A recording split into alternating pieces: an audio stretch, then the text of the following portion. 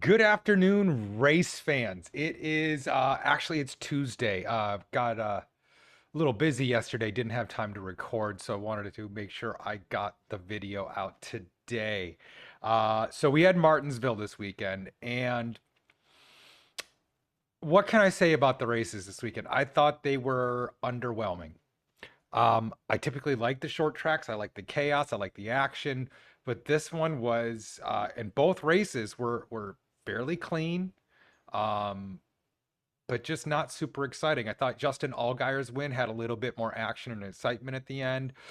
Chase Elliott kind of came through in the Cup Series. He kind of like Denny Hamlin dominated for 3 quarters of the race. It was just an amazing performance. This is what I've been saying all year, or I guess through 7 races, is basically the Toyotas have found speed. They just got to get the setup right. And then we've seen Reddick and Hamlin kind of both have really extraordinary days. And then, something else like this weekend where a couple untimely cautions, a brake rotor issue, and then the Bubba Wallace Hocevar issue kind of allowed Chase Elliott's crew chief, Alan Gustafson, I think his name is, believe they took a gamble. They were going for a two-stop third stage. Most other drivers and crew chiefs were going for a one-stop, third stage. So his gamble worked out. And sometimes you got to roll the dice and see if you can make it happen. So I have no qualms or issues with the call. I actually think, I want more strategy employed. I'm a big fan of differing strategies and having people try to figure out the race more. It's actually one of the reasons why I want to get rid of the post stage win cautions. I don't mind the stage points. I don't mind waving the green checkered flag. I just think we need to end having the cautions after the stages so that there isn't an automatic break, that we have more green flag stops and they have to make that strategy. Do I pit now? Do I pit later? Do I try to flip the stage? What do I do? I think that creates more interest for me, a little more complication instead of when everybody knows they're pitting after stage one and after stage two, and then the only real variation you're going to get is how they attack stage three, the longer stage. So, I don't mind keeping the stage points. I think the stage points are a good feature of the modern NASCAR world. I just think the post stage and cautions need to go. And that's mostly from a strategic standpoint. Let's force the teams to make decisions, make tough calls.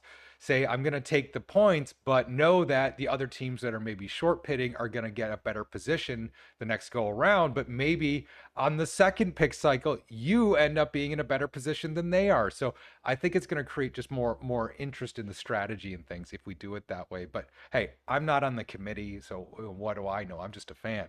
So, but let's get into some of the grading. I have a couple things up right now.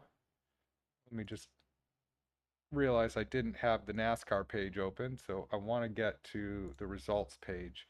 Um, so let us jump into this.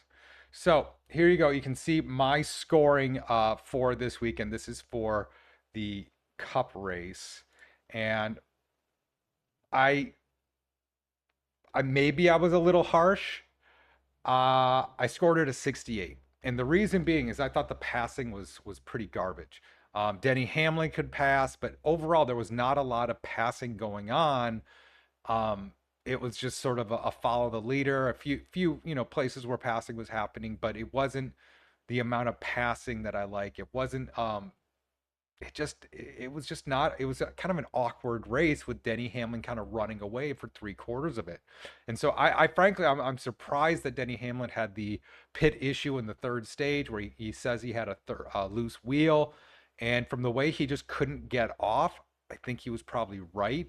So, that small error, that little bit of lack of acceleration that he had in the third stage made it so that he didn't have that closing speed and couldn't overtake Chase Elliott like he could overtake everybody all day. Because remember, William Byron took the lead for I think like 6 laps, and Denny Hamlin was able to immediately snatch it back because his car was that much faster. So gotta say, it does look like the Hendrick Chevys are starting to kind of get their sea legs under them, get a little bit of handle of the new body style, the new engine, and the balance and everything that needs to go into it.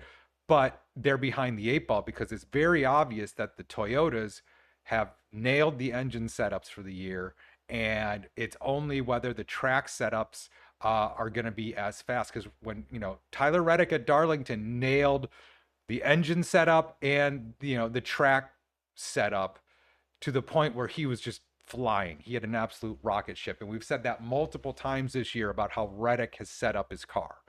And so, it's good to see Hendrick Motorsports get the win. It's good to see the Hendrick Chevy starting to actually perform a little better. But remember, like the first 3 quarters of that race at Martinsville, the Toyotas were dominating, and Ty Gibbs has been dominating all year. He's had what, 4 top 5s, and like if you go to top 10s, it's like almost all top 10s. So I'm going to reiterate it. I do think Ty Gibbs gets his first win of his career either by mid-season or like the end of the summer.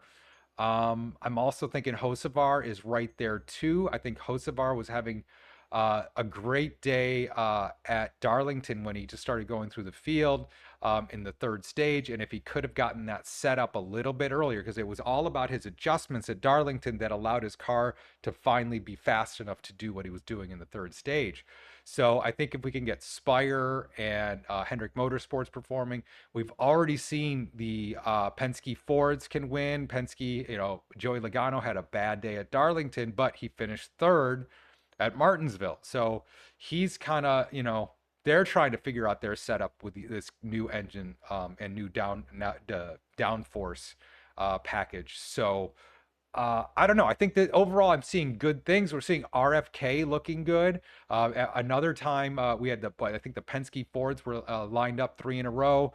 Last week at Darlington, we had the RFK Fords lined up 3 in a row. So I don't know. I think overall I'm starting to see not just that the Toyotas have nailed the engine and everything, but that the other teams are starting to get the data and starting to get everything dialed in for the season. And I think we're going to see some better performances coming from everybody soon.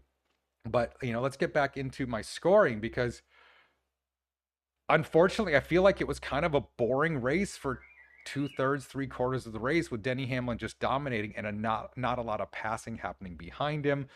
So I scored passing down and I scored enjoyment down, just because. And then the other 3 I just put at what I call the starting point, the 7, the neutral.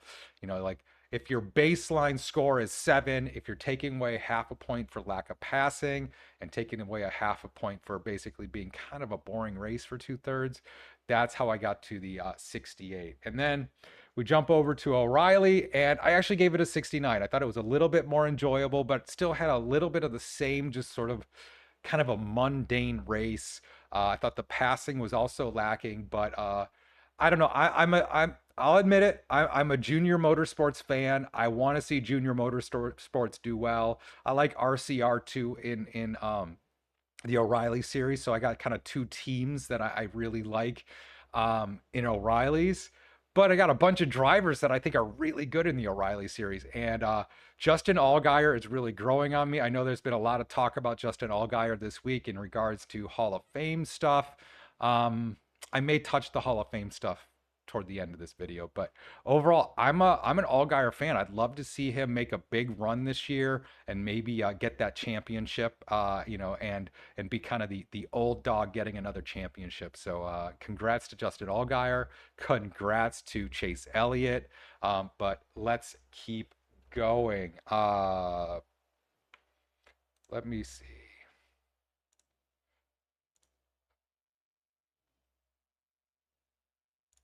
All right, just want to make sure I've got, yeah.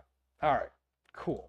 So Chase Elliott, obviously, is Alan Gustafson made a bold alternate strategy on pitting to the other teams that what they were doing, and It only paid off because of the Bubba Wallace Hocevar incident and the Ty Dillon brake rotor exploding and fire and chunks of metal all over the place. So while it worked out, it was sort of a lucky gamble that because of kind of everything lining up allowed that to actually work. I don't think it was necessarily their strategy that worked, but their strategy given the two, caution flags. You needed all of those to line up in order for that to work. So, gutsy call. Would it have worked if you didn't have those two cautions, though? I'm not sure. Other thing is, would it have worked if Denny Hamlin didn't have a loose wheel? I don't think it would have. I think Denny Hamlin showed enough speed earlier in the race that if he didn't have a loose wheel, which caused him to basically spin his tires on a restart and also just not be able to get that acceleration, that closing speed in order to overtake Elliott. So I think there are a couple factors there that kind of influence Chase Elliott's win. But no matter what, he still gets the points. He still gets the win. He did a good job. So I don't want to take away from him. I just want to put it in context that there were a couple external factors that allowed that call to actually be the right call. Because if Denny Hamlin didn't have the loose wheel and we didn't have the Bubba Wallace Hocevar incident, then I don't think we would have had the Chase winning, frankly. I think it would have been maybe it would have been more of a battle at the end. But we'll never know. So but again, congrats to Chase Elliott. It's a good win. I think he said it's his earliest win of the year. So usually he doesn't start winning till a little later. So winning in the seventh race of the season, is kind of a big deal for him. So congrats on that. But let's go, keep going. Denny Hamlin, again, I've said it multiple times, is dominating 3/4 of the race, showed a ton of speed, and he even said it was like his own error and the loose wheel at the end that made it so he couldn't get the win. So I kind of feel bad for him, but he did get, the fastest lap time of the day, so he got a point for that. Plus, he got the stage wins, and so he actually scored one more point than Chase Elliott. So he had a good points day, but it could have been an even better points day for Denny Hamlin, if not for that loose wheel lug. Joey Logano is, climbing out of the deficit he created for himself last week. So congrats to Joey Logano for figuring out the car. I mean, Joey Logano's usually good on shorts tracks, so it's good to see that last week's major errors didn't lead into more errors this week. So well done, Joey Logano. And then I'm gonna say it, like I'm getting on the Ty Gibbs train. Like I was fairly indifferent to the guy for many seasons. Like I didn't get it. But he's showing the consistency and good driving decisions. And I just got to say, he is growing on me as far as a driver. So, congrats. This is what, his fourth or fifth top 10 and fourth, I think, top 5. So, well done. William Byron showing some speed finally, showing, it's like those Hendrick Chevys. I feel they should be faster. They should be competing more, but it's been a Toyota and Ford show, except for, when like Hocevar has a good day at Darlington. But it's basically been Toyota and Ford the beginning of this season. So good to see the Chevys kind of finally getting their, as I said earlier, their sea legs under them. Ryan Blaney, I'm a Brian Blaney fan. I thought he kind of got screwed by Denny Hamlin. I don't think Hamlin intended to run him into the wall, but that's effectively what he did. Now that could have been part of the loose wheel issue, is that it kind of pushed him up the track a little bit. But Denny Hamlin running him into the wall kind of screwed up where Blaney finished. He still got 41 points on the day. So overall, not a bad points day, just not what Blaney probably deserved. He definitely had a top 3 car in my mind, or at least a top 4, given that Joey Logano placed third. So I think he should have been a little better in the finishing, but yeah, just it happens. You end up getting run into the wall, and you just get something out of whack, and you just slow down a little bit. So Christopher Bell, I thought, had a good showing. I think he probably should have finished higher if I don't know. I always feel like Christopher Bell. Like, remember last year he had three in a row already at this time, and so it's just one of those. I kind of always expect Christopher Bell to be a top five finisher. So maybe that's just because I do think he's an excellent driver. Austin Cindric, another great day for Austin Cindric and the Penske Ford team there. Kyle Larson, I thought looked pretty decent at Martinsville. Josh Berry and the Wood brothers punching well above their weight. Now, I know they have a partnership with Penske, so they're kind of like the fourth Penske car. But overall, I was impressed with Josh Berry. You know, hard nose, good racer, and I thought he did a good job. And then I'll admit, I'm an SVG fan. I love it. I love the fact that he is getting better at ovals, and he got an 11th place finish. But I feel like he was actually performing better than an 11th place finish. It just, at the end, I think he just kind of lost a couple spots there. Same thing with Ryan Preece. I'm a big fan of Ryan Preece because he is a hard-nosed short track racer, and what can I say? 12th place finish, I don't think reflects how well he was racing yesterday. Sorry, Sunday. And what can I say? I thought RFK overall had a really good showing. Got Preece here at 12 and Brad Keselowski at 13. And I think, Chris Buescher ended up at 19th, but was running better most of the day. And then also, let's talk about Chase Briscoe for a second because he has had a rough start to the season. And I just think it's good that he finished in the top 15 after having a pretty rough day on Sunday. And so the fact that he could get 23 points and still, even after having kind of a rough day, he's digging out of a big hole. And so, again, he's one of the guys I like. He's one of those 20 plus drivers that I actually kind of cheer for. I don't have like one driver that I cheer for, but I really like Chase Briscoe. I like how he's just sort of a humble dude and really grateful for where he is with the JGR team. So let's keep seeing Chase Briscoe do well.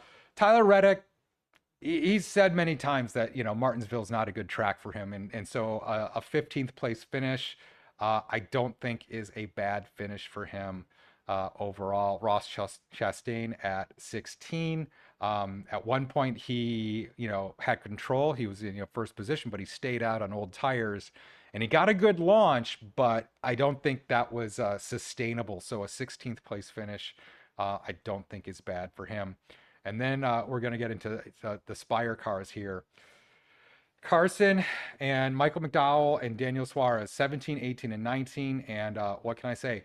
I think Spire is doing pretty well on their engines. I know they have a alliance with Hendrick Motorsports, so I think they're all kind of getting the handle of the engines this year.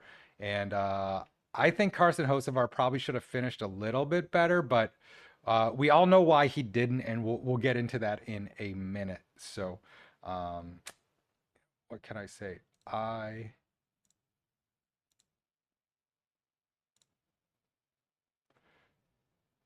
See if I can find that clip. 1 second.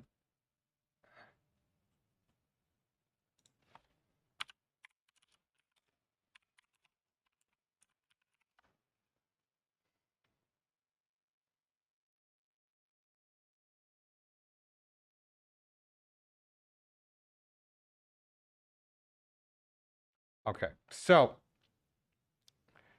trying to find a good, people are saying that he's out of the gas, but here's a good one. All right. Doing show prep live with you guys. I'm sorry. I just there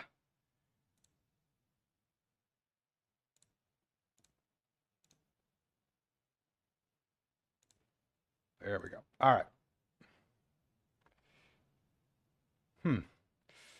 My green screen isn't working super well today, guys, so I'm sorry about the snowballing right there, but what we're looking at is this, and I want to rewind leaving a little room there to Chase Briscoe. Bubba just drives through Hocevar, and a lot of people are saying if you go to I'm the telling in-car you what, camera, he's off the there's got to gas, be more but to that story. he lined, Hocevar Because that passed right him. He there, passed him a little aggressively, That took went about a three quarter of the wide, field. and well, I basically kind mean, of Bubba Wallace forced, just drove just by flat through the position, 77 Bubba car, to move so up the track. I would assume that And I can understand there was why something that Bubba was a happened little before that for frustrated. that type of aggression. Um, but what can I say? I don't know if it justifies basically wrecking the whole field because you're frustrated.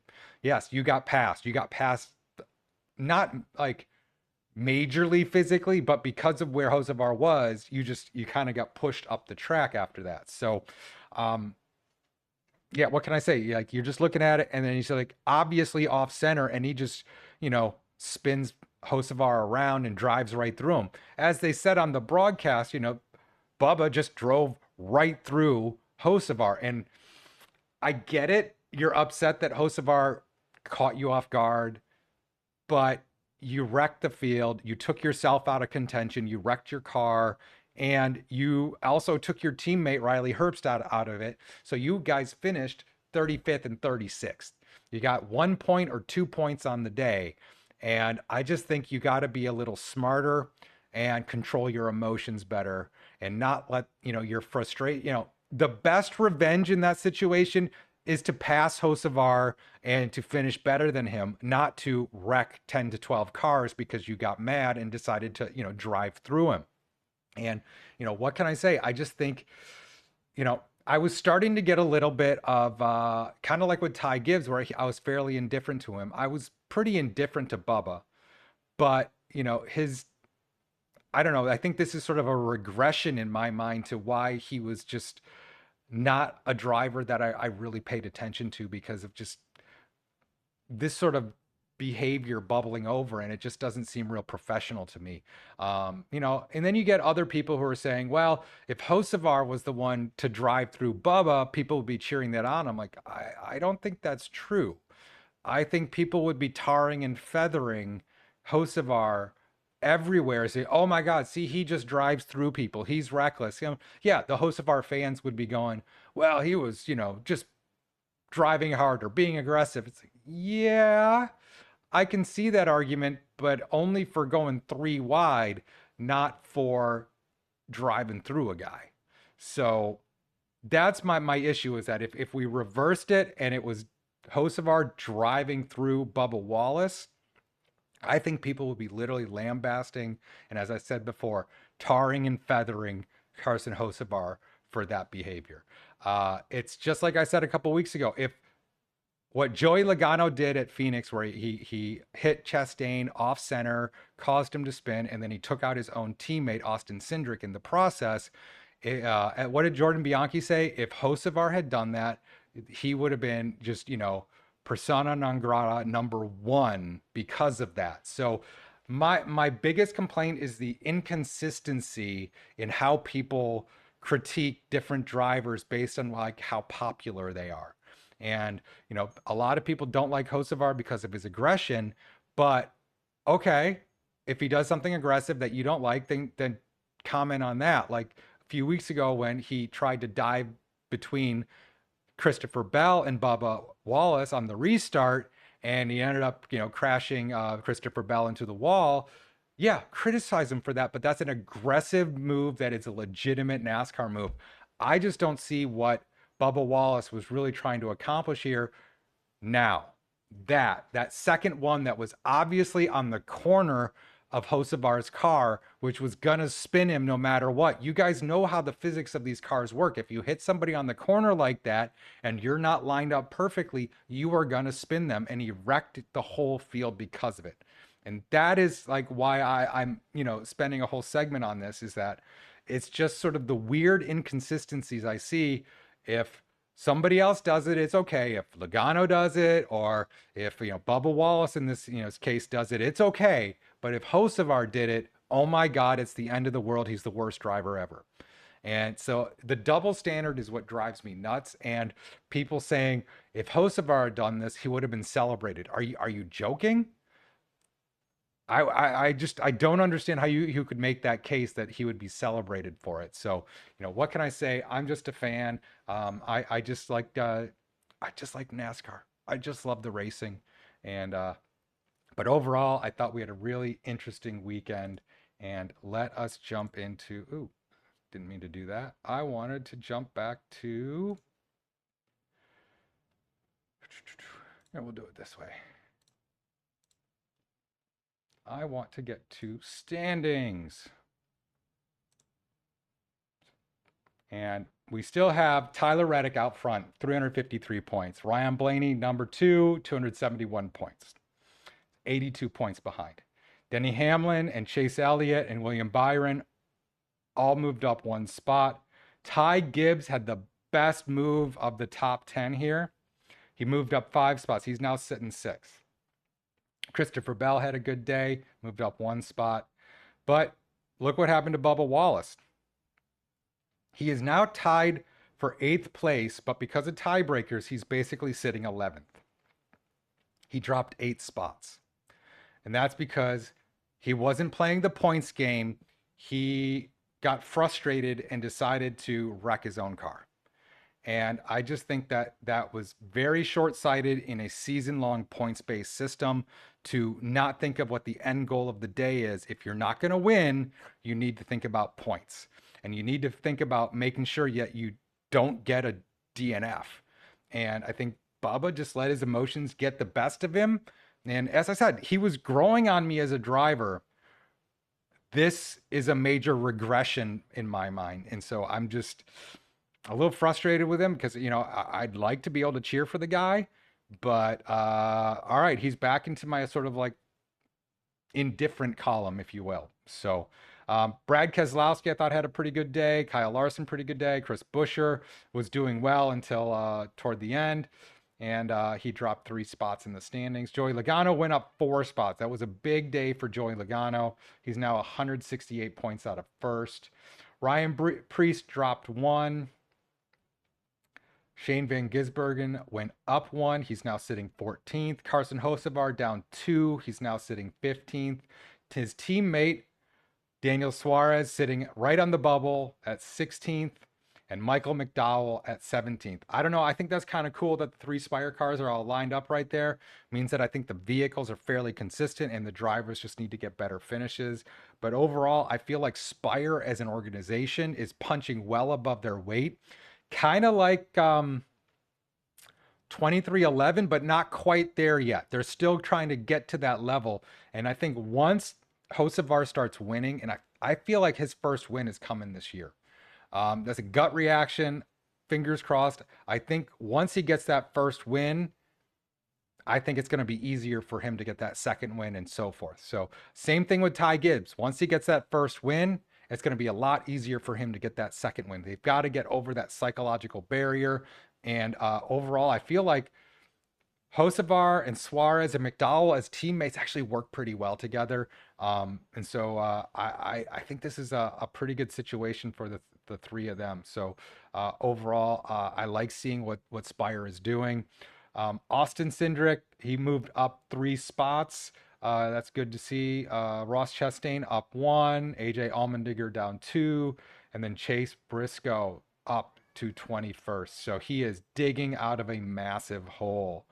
And it's good to see he's getting closer to being in the chase. But I think it's going to take a couple victories from Chase Briscoe to really kind of make up the deficit that he has for the season so far. Zane Smith, Eric Jones, both great drivers, sitting there at 22 and 23. And then this is the one that kills me because Kyle Busch is one of the greatest drivers in NASCAR history. I don't think that can be questioned because he's freaking Kyle Busch. The dude can drive anything. And it just kills me that he is having such a long streak without winning. I almost feel like he's checked out a little bit and just doesn't care anymore. If you watch how he just drove right through that tire on pit lane and launched the tire down the pit road, that surprises me. I thought he would have been more aware. Maybe he wasn't paying attention to that, or maybe he's just checked out. He just doesn't care anymore. But I do think Kyle Busch winning is good for NASCAR, and it's especially good for RCR because you hate to see RCR not doing well because, it's RCR. they're one of the OGs. They've been around forever. And so when you see RCR not doing well, I don't know if that bodes well for the sport. Now, RCR is awesome in the O'Reilly series, but they're just not hacking it right now in the Cup series. And I just think overall, we want Richard Childress Racing doing better. Overall, we want Kyle Busch winning races because, and I say this all the time, my normie friends who don't follow NASCAR at all know the name Kyle Busch. They know the name Denny Hamlin a little bit, but they know the name Kyle Busch. And so that is why I think just to kind of bring the normies back into the sport, a Kyle Busch win would be huge. And what can I say? I would just like to see RCR doing better overall. And we'll see how that plays out. But the other thing I wanted to play with, let's see. All right. Sorry, I had to take a break and get what I was looking for. So here we go. We got, all right, this is one of my favorite follows on Twitter, X, whatever you want to call it. I call it x.com usually. But this is the points based on the old Winston Cup system. And so I want to show you something that I think is really interesting and frankly, I think adds to why I think the current system is pretty good. And, I love this graphic, very old school TV graphic, but it's showing the points after Martinsville, where they would be based on the old Winston Cup system. Tyler, then Chase, then Denny, then Ryan, then William Byron, then Ty Gibbs, Brad Keselowski, Christopher Bell. I thought that was really interesting. Rounding out Christopher Buescher and Kyle Lowe. So, but let's go. Here's the bigger standings. But if we compare to the current standings in Cup, we basically have the same 10 drivers, just a slight difference in order. So it's Chase. This is what I needed. We need standing. Sorry. So we got Tyler, Blaney, Denny, Elliott. Here we got Reddick, Elliott, Hamlin, Blaney. So same 4 drivers, just a slightly different order. Then we got Byron, Gibbs, Keselowski, Bell. Oops, I went too far. Too many tabs open on my computer, guys. Sorry about that. Byron, Gibbs, Bell, Keselowski. So almost the same order, just just flipped around a little bit. And then we get last 2, Larson and Buescher. Here we are. Buescher and Larson. So it's literally just slight variations on what order, but roughly the same thing. So I don't know about you. I thought that was pretty cool to see that we've returned very much to a very similar system to the old Winston Cup series. So I don't know. Let me know what you think. Please like, comment, and subscribe. And let's keep this conversation going. Talk to you soon.